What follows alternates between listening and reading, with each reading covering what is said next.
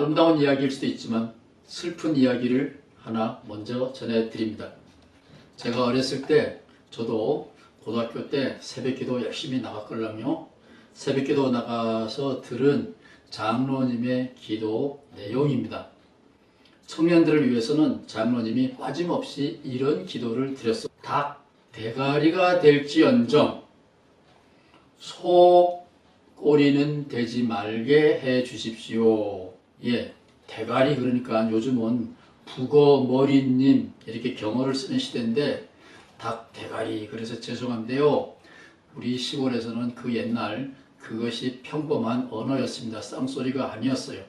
장로님은 새벽마다 청년들을 위해서는 닭 대가리가 될지언정 소 꼬리는 되지 않게 해주십시오. 열심히 기도했고 아마 우리 장로님께서 일제시대의 슬픈 기억, 짓밟힌 기억을 생각하는가 보다 저는 그렇게 생각을 했습니다. 장로님의 기대 덕분인지 저는 누구한테 억압을 당하는, 괴롭힘을 당하는 그런 의미에서 장로님이 기도한 그 우두머리는 아니지만 자유롭게 살고 있습니다. 장로님은 고인이 되셨지만 참 고마운 일이지요. 근데 이게 슬픈 이야기라고 하는 것은 장로님의 기도 내용하고는 상관없이 오늘 우리가 속해 있는 기독교 이야기 때문에 그렇습니다. 그거는 이제 곧 여러분과 함께 나누려고 하는 이야기입니다. 저는 늘 오직 예수입니다. 구원은 오직 예수 이름으로만 온다. 그런 겁니다. 주 예수를 믿으라. 너와 내 집이 그리고 제가 보탠 거예요. 네가 사는 동네가, 내가 살고 있는 나라가, 내가 살고 있는 지구가 구원을 얻으리라. 예, 그게 뭔 말이냐? 뭔 말이냐? 오늘 여러분과 함께 나누려고 합니다. 이 이야기의 배경은 여러분이 아시나요? 사도행전 16장 31절에 나와 있는 말인데 바울이 유럽 전도를 처음 출발하면서 빌립보에다가 엄청난 애정을 투자하여 거기에 교회를 하나 시작하게 됐죠. 바로 그 교회를 시작하게 된 배경에 있는 이야기입니다. 빌립보 감옥에 갇혔는데 바울과 실라가 밤에 열심히 기도하니까 지진이 나면서 옥문이 열렸어요. 간수장은 이제 죽었구나 그리고 자살을 하려고 합니다. 왜냐하면 자기의 직무를 다 하지 못했기 때문에 죽으려고 하는데 바울과 실라가 여보 우리 도망 안 갔어 여기 있어. 그래서 간수장은 너무 충격받은 나머지 이 사람은 도대체 어떤 종자의 사람들인가 집에 모시고 가서 이야기를 듣게 되죠. 융성한 대접을 물론 한 다음에 그러고 그 간수장이 바울과 실라에게 하는 말이 그겁니다. 내가 어떻게 하면 당신들처럼 그 경지에 이르는 삶을 살 수 있느냐, 구원을 얻을 수 있느냐.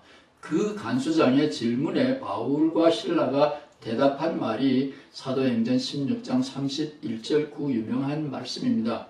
주 예수를 믿으라 너와 내 집이 구원을 얻으리라. 루디아도 그랬고 이 간수장도 그랬고 사도행전 16장에 보면 그 집안 전체가 구원을 받지요. 세례를 받죠. 그래서 유아 세례를 주장하는 사람들은 성경의 간접적인 근거로 사도행전 16장을 들먹이죠. 이거는 별도의 이야기지만 상식적으로 알아두시면 좋습니다. 사도행전 16장에 예수를 믿으라 그리하면 구원을 얻으리라. 예, 저는 확실히 믿습니다. 왜 그런 말을 지금 와가지고 또 하느냐? 아까 그 장로님이 드렸다는 슬픈 이야기, 그거는 장로님의 행위가 슬프다는 게 아니라 장로님이 몸담고 있는 기독교가 슬픈 거죠. 기독교는 기독교다워야 되는데 기독교가 유대교에서 해방되지 못했기 때문에 슬퍼하는 겁니다. 원시적인 우리나라로 말하면 일제시대의 삶을 회상하는 힘든 시절의 유대교가 신명기 28장 13절에서 이런 축복을 남깁니다. 주님, 여기서 주님은 여호와 하나님입니다. 유대인의 하나님이죠. 주님께서는 당신들을 머리가 되게 하고 꼬리가 되게 하지 않으시며, 소꼬리가 되지 않게 하시며 닭 대가리가 되게 할 것이다. 닭일지라도 머리가 되게 하실 것이다. 당신들은 오직 위에만 앉아있게 하고, 그러면 말세기는 누가 왔나요? 위에만 있게 하고 아래에 있게 하지는 않으실 것이다. 여러분 아멘이죠? 저는 노맨입니다. 이거는 기독교가 아니에요. 유대교는 이렇게 믿지만 기독교는 이런 종교가 아닙니다. 기독교는 너 죽고 나 살자가 아니라 함께 살자, 함께 춤추자, 함께 노래하자, 함께 살자입니다. 전혀 다른 종교입니다. 꼬리가 어디 있고 머리가 어디 있어요? 우두머리가 어디 있고 쫄개가 어디 있습니까? 이런 조폭 이야기는 여호와 하나님의 축복이죠. 예수님은 신명기 28장을 정면 도전하셨답니다.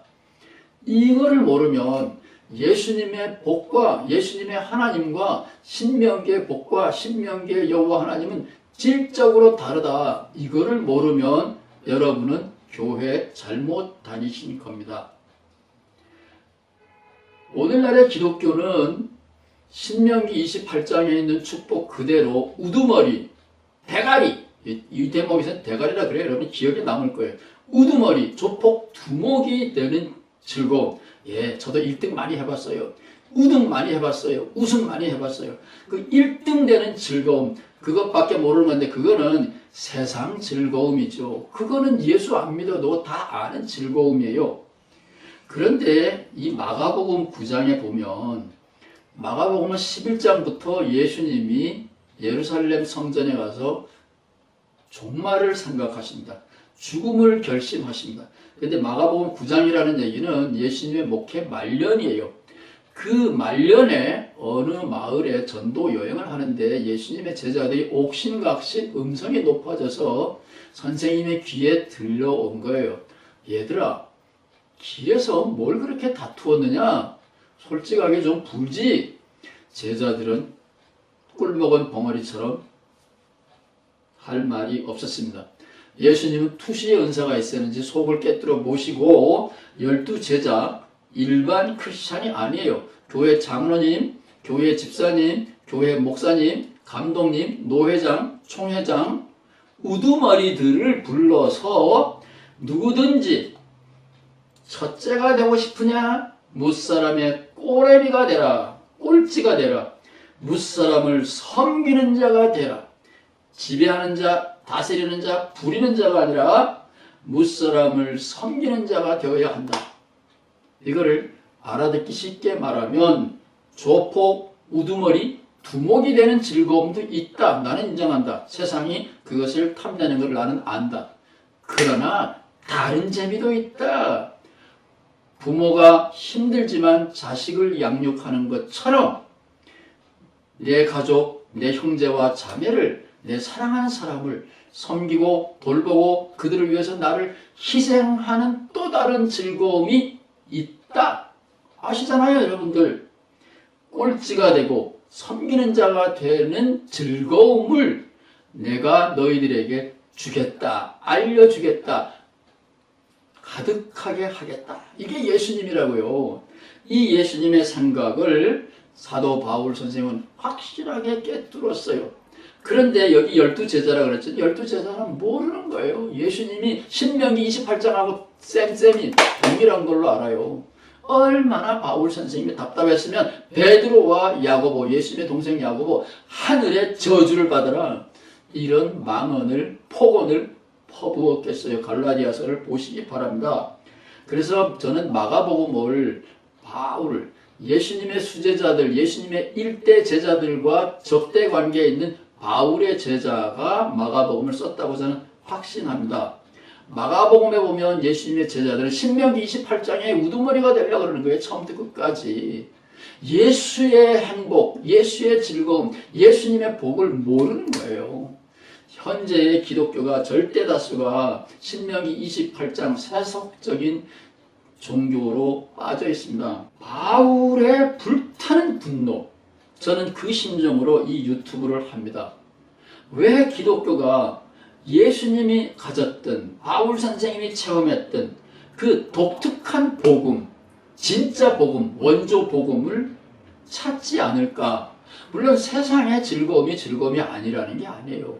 예수님의 즐거움은 그것보다 한 수 위고, 세상의 즐거움은 독점하는 거고, 남은 참여시키지 못하는 배타적인 거예요. 살인적인 거예요. 죽이는 거예요. 살상 종교라고요. 그러나 예수님은 함께 가는 거예요. 상생의 복음이라고요. 이 예수님의 길을 왜 사람들이 그렇게 두려워할까요? 사람들은 조폭, 두목 복음을 좋아합니다. 우리 장로님의 기도는 바로 우리가 조폭, 두목이 되게 해달라는 건데, 신명기 28장과 예수와 바울의 복음 차이를 그 옛날에 장로님이 아셨을 리가 없잖아요. 요즘도 모르는데 어떻게 아셨겠어요? 그래서 저는 그 장로님의 고마운 기도를 슬픈 우리들의 이야기라고 제목을 붙였습니다. 바울 선생님은 예수님 안에서 우리는 하나다. 머리는 예수님이다. 우리는 눈, 귀, 코, 손톱, 발톱, 세포, 머리카락, 모양은 다 다르고 하는 역할은 다르지만 우리는 한 머리의 지체들이다. 멜로스라 그러더라고요. 지체를 원어로 멤버다. 한 단체의 멤버다. 회원이다. 한 단체, 한 머리에 유기적인 연관성을 가지고 있다. 팔이 아프면 온몸이 아파요. 눈이 아프면 온몸이 아파요. 연결되어 있습니다. 아프면 다 아픈 거예요. 지체복음과 우두머리, 조폭, 두목복음, 지체복음과 두목복음, 전혀 다른 두 개의 길이 있습니다. 신명기 28장과 예수님의 길을 혼돈하면 그 교회에서 빨리 나오십시오. 그런 교회에서는 헌금을 하지 마십시오. 물론 점심을 주니까 밥값은 하십시오. 예의는 차려야 되니까. 그러나 그런 기독교는 유대교와 기독교를 혼돈하고 있는 겁니다. 저는 기독교가 어서속히 유대교로부터, 신명기 28장의 종교로부터 해방되어야 된다고 사도 바울 선생님처럼 목에 힘주어 핏대를 올리고 여러분에게 응원을 호소하고 있습니다.